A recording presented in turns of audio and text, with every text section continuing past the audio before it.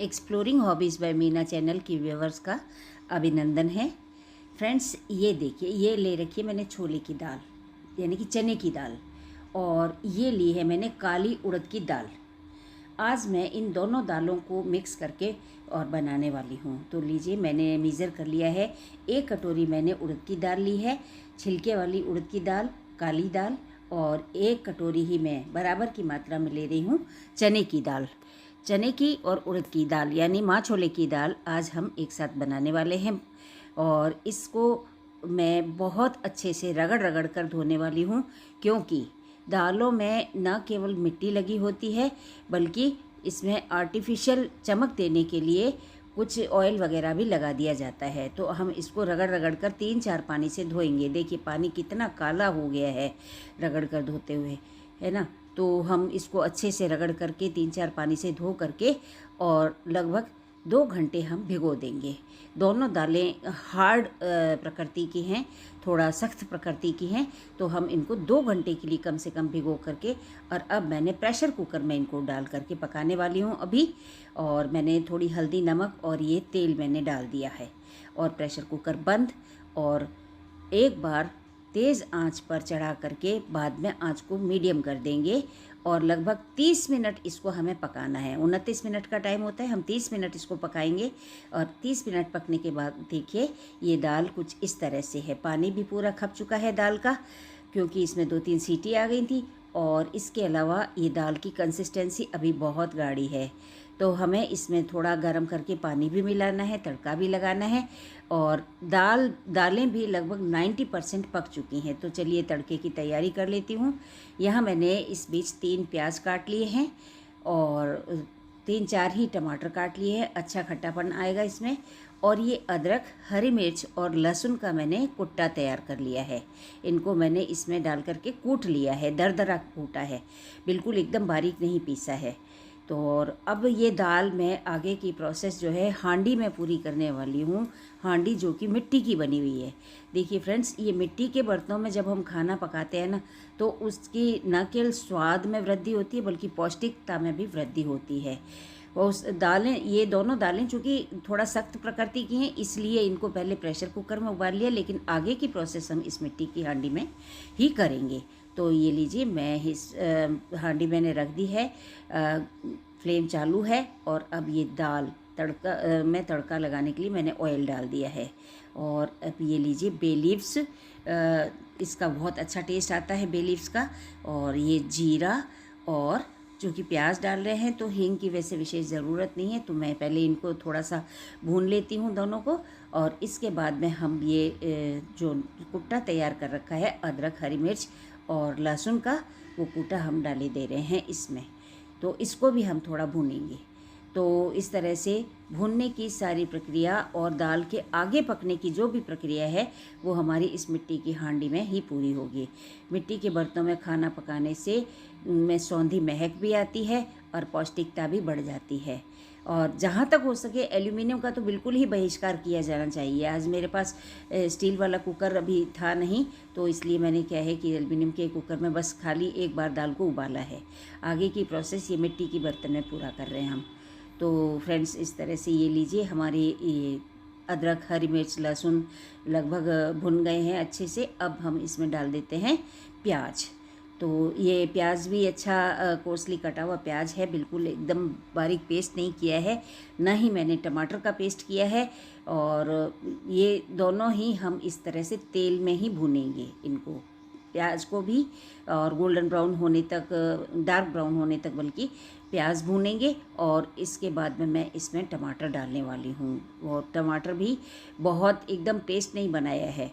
Paste बनाने के बाद में जो भूनने की जो प्रोसेस है, उसकी फिर जैसे आवश्यकता ही नहीं रह जाती हो।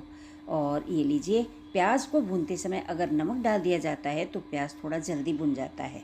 तो लीजिए, मैंने नमक डाल दिया है। नमक मैंने पहले दाल में भी डाला था, तो इसमें अभी थोड़ा कम ही डाला है। और बाकी मसाले भी हम इसमें डाले देंगे, लेकिन थोड़ा प्याज और भुन जाए उसके बाद में। और हल्दी भी मैंने उस दाल को बॉईल करते समय डाल दी है। दोनों दालों को जब बॉईल किया था तब हल्दी भी डाल दी थी, थोड़ी सी मिर्ची भी डाल दी थी, अच्छा कलर चढ़ जाता है तो इसलिए मिर्ची भी डाल दी थी। तो लीजिए प्याज हमारा भुन करके तैयार है और अब हम इसमें डाल देते हैं टमाटर। इसको टमाटर को भी हमने चॉपर में किया है और बिल्कुल पेस्ट नहीं बनाया, मिक्सी में जैसे पेस्ट बना लेते हैं ऐसा नहीं किया है। तो अब हम प्याज, टमाटर, अदरक, हरी मिर्च, लहसुन इन सब को अच्छे से भून रहे हैं और जितना अच्छा भूनेंगे उतना ही बढ़िया टेस्ट आएगा। लीजिए मैंने पॉट को भी धो करके डाल दिए हैं इसमें। तो थोड़ा सा पानी का छींटा देने से क्या है कि मसाले अच्छे भुन जाएंगे, ये मसाले सब्जियां अच्छी भुन जाएंगी। और इसके बाद अब हम डालेंगे इसमें मसाले और दाल जो कि हमारी 90% तक गली हुई है प्रेशर कुकर में। और उड़द की दाल और चने की दाल दोनों ही थोड़ा सा गरिष्ठ दालें होती हैं। प्रकृति न केवल इनकी सख्त होती है बल्कि ये थोड़ा गरिष्ठ भी रहती है, इसलिए जहाँ तक हो सके इन्हें दिन के खाने में ही खाया जाना चाहिए। थोड़ी सी हल्दी मैंने कम डाली है क्योंकि हल्दी हम पहले भी डाल चुके हैं और मिर्च मैंने डाल दी है। और अब हम इसमें डालेंगे दाल। तो मैं बात कर रही थी दालों की, माँ छोले की दाल की। तो दोनों ही दालें थोड़ा सा गरिष्ठ प्रकृति की होती हैं और पचाने में उतनी आसान नहीं होती जितनी मूंग की या मसूर की दालें होती हैं। इसलिए इनको जहाँ तक हो सके डिनर में काम नहीं लेकर के हमें लंच में ही काम लेना चाहिए। लंच के लिए हम जो दाल चावल या कुछ भी बनाते हैं उसमें आराम से ये दाल बनाई जा सकती है। टेस्टी बहुत होती है, तो बनाना तो है ही, तो क्यों ना हम दिन के खाने के लिए इस दाल को इन दालों को ऑप्शन में रखें अपनी। तो लीजिए अब मैं सारी दाल इसमें डाल देती हूँ। काफ़ी गाढ़ी दाल है, अभी हमें इसको काफ़ी पानी डाल करके और भी पकाना है। वैसे भी अभी जो इसकी पकने की प्रोसेस है वो पूरी हुई भी नहीं है। तो हम इसमें अब थोड़ा जिस कुकर में प्रेशर कुकर में हमने डाला था उसी में थोड़ा पानी डाल करके गर्म कर लेंगे और वो पानी भी इसमें डाल देंगे। और थोड़ा ऊपर से भी पानी डाल रही हूँ ताकि ये दाल की कंसिस्टेंसी थोड़ी सी पतली हो जाए, अभी बहुत ज़्यादा थिक है। और इसके अलावा अभी ये दाल हमें खानी भी चावल के साथ है। आज एक्चुअल में चावल बनाने वाली हूँ मैं, और तो इसलिए क्या है कि चावल के साथ खाने के लिए वैसे भी बहुत ज़्यादा गाढ़ी दाल अच्छी नहीं लगती है। तो इस तरह से देखिए अभी भी इसकी कंसिस्टेंसी थोड़ा वो है, तो और पानी डाले देते हूँ। और पानी डालने के बाद में ये और सही हो जाएगी, अच्छे उबाल आ जाएंगे। और 8-10 अच्छे उबाल आने के बाद में हम इस गैस को बंद कर देंगे। और इसके अलावा अभी हम मीडियम फ्लेम पे पका रहे हैं फ्रेंड्स। एक बार पानी डालने के बाद हाई फ्लेम कर देते हैं, लेकिन उसके बाद में जब उबाल आने लगते हैं तो मीडियम फ्लेम कर देना चाहिए। इससे क्या है कि धीरे धीरे और मिट्टी की हांडी में पकती हुई दाल सौंधी महक ले करके जो आपके खुशबू आएगी, नथुनों में समा जाएगी, वो बहुत अच्छी लगेगी। तो फ्रेंड्स इस तरह से ये लीजिए हमारी दाल पूरे से अच्छे उबाल आ रहे हैं, पक कर के अब लगभग तैयार है। साइड में मैंने चावल भी बना लिए हैं और बाकी खाने की तैयारी तो हो ही चुकी है। आज का भोजन में बस ये दाल चावल ही बनाए हैं, हल्का फुल्का खाना, ताकि क्यों वैसे दालें गरिष्ठ है तो इसलिए और कोई चीज़ की हमें ज़रूरत भी नहीं है। लीजिए मैंने दाल सर्व भी कर दी है एक प्लेट में। और अब हम क्या करेंगे कि इस पर गार्निशिंग के लिए ये लीजिए थोड़ा सा तड़का भी लगाए देते हैं।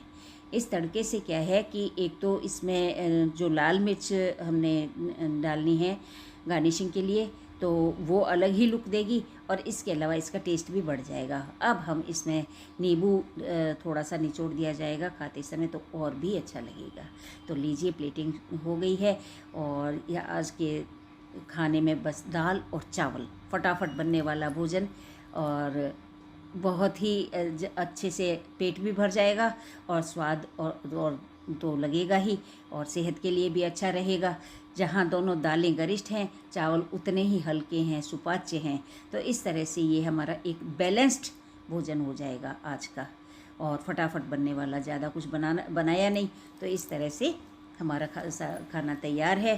तो चलिए आप भी बना लीजिए ऐसे माँ छोले की दाल, और मुझे बताइए कि आपकी दाल कैसी बनी। और आपने वीडियो को एंड तक देखा उसके लिए आपका बहुत बहुत धन्यवाद। और हम फिर मिलते रहेंगे किसी और वीडियो में, किसी नई हॉबी को एक्सप्लोर करते हुए। तब तक के लिए बाय एंड टेक केयर।